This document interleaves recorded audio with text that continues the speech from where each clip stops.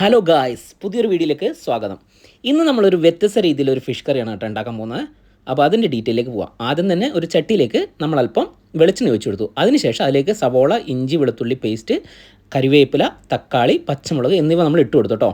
ഇതിൻ്റെ ഒരു പ്രത്യേകത എന്ന് പറഞ്ഞാൽ നമ്മൾ അടുപ്പ് ഇതുവരെ ഓണാക്കിയിട്ടില്ല കേട്ടോ. അപ്പം ജസ്റ്റ് ഈ ചട്ടിയിലേക്ക് ഇത്രയും സാധനങ്ങൾ ഇട്ടതിന് ശേഷം അതിലേക്ക് അല്പം ഉപ്പ് നമ്മൾ ചേർത്ത് കൊടുക്കുന്നു. ഓക്കെ, അതിന് ശേഷം അല്പം മഞ്ഞൾപ്പൊടി. ഓക്കെ, അതിനുശേഷം അല്പം കുരുമുളക്.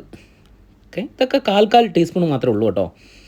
പിന്നെ ഇതിലേക്ക് വേണ്ട മസാലകളായ മല്ലിപ്പൊടി ഒരു 3/4 ടേബിൾ സ്പൂൺ, അതുപോലെ തന്നെ ചുമന്ന മുളക് 3/4 ടേബിൾ സ്പൂൺ, അതിനുശേഷം കാശ്മീരി ചില്ലി പൗഡർ അതൊരു 3/4 ടേബിൾ സ്പൂൺ. ഓക്കെ, ഇത്രയും മസാലകളെ ഇതിലേക്ക് വേണ്ടു. ഇതിന് വീണ്ടും അല്പം വെളിച്ചെണ്ണയും കൂടി ഒഴിച്ചു കൊടുത്തതിന് ശേഷം ഇത് നന്നായി നമ്മളൊന്ന് കയ്യിലൊന്ന് തിരുമ്മിയെടുക്കണം. ഓക്കെ, അതിന് യാതൊരു കുറവൊന്നും വിചാരിക്കേണ്ട, നന്നായി തന്നെ തിരുമ്മി അങ്ങോട്ട് പിടിപ്പിക്കുക. ഈ തിരുമ്മലിൽ ഇതിൻ്റെ ആ മസാലേൻ്റെ ഒരു ടേസ്റ്റ് വരും. അപ്പോൾ നല്ല വൃത്തിക്ക് അങ്ങോട്ട് തിരുമ്മി റെഡിയാക്കിയതിന് ശേഷം അല്പം വെള്ളം ഇതിലേക്ക് നമുക്ക് ചേർത്ത് കൊടുക്കേണ്ടതുണ്ട്. ഓക്കെ, അപ്പോൾ ഇത് കണ്ടോ, ഇതിപ്പോൾ ഈ തിരുമ്മി കണ്ടതിന് ശേഷമുള്ള ഒരു ഇതാണ് സംഭവം. ഇതിൻ്റെ ഒരു പ്രത്യേകത എന്ന് പറഞ്ഞു കഴിഞ്ഞാൽ ഈ ഒരു രീതിയിൽ നമ്മൾ വെക്കുന്ന കറിക്ക് വേറൊരു ടേസ്റ്റാണ്, സാധാരണ നമ്മൾ വെക്കുന്ന പോലെയല്ല.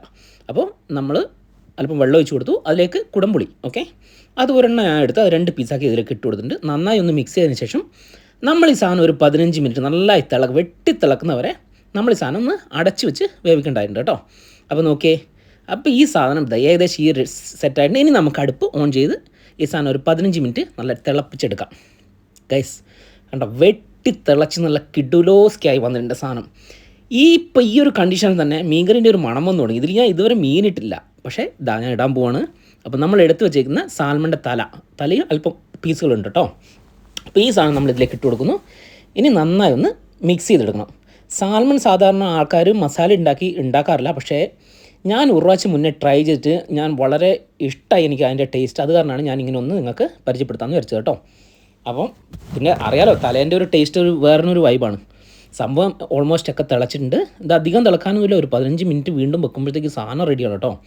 അപ്പോൾ ഇതാ ഗൈസ്, ഫൈനലി ഈ ഒരു കണ്ടീഷനിലായിട്ടുണ്ട്. നോക്കിയേ, തലയൊക്കെ നല്ല വെന്ത് അടിപൊളിയായിട്ടുണ്ട്. നിങ്ങൾ എന്തെങ്കിലും പറ്റിക്കഴിഞ്ഞാൽ മസ്റ്റായിട്ട് ഈ സാധനം ഒന്ന് ട്രൈ ചെയ്യണം. അപ്പോൾ ഏറെക്കുറെ പുതിയൊരു വീഡിയോ കാണും വരെ ബൈ.